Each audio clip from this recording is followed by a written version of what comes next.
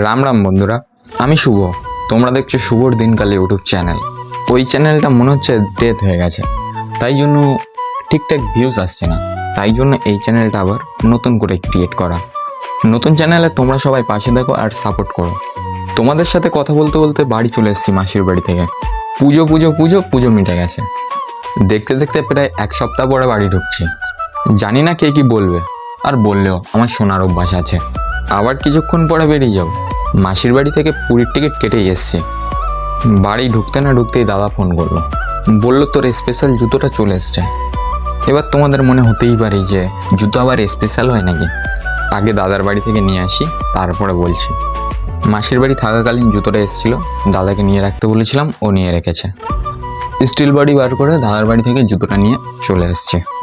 এবার তোমাদের বাড়ি গিয়ে খাটে বসে আনবক্সিং করে দেখাবো।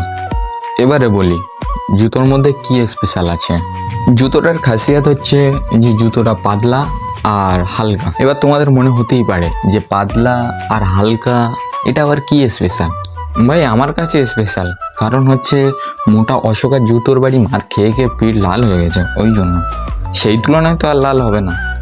4 জোড়া জুতো এসেছিলো আর ওই 280 টাকা নিয়েছিল হয়তো সামথিং।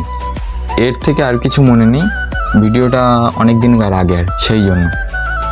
যাই হোক, জুতোগুলো কেমন লাগছে বলো, আর কারো লাগলে লিঙ্ক দিয়ে দেবো এখন।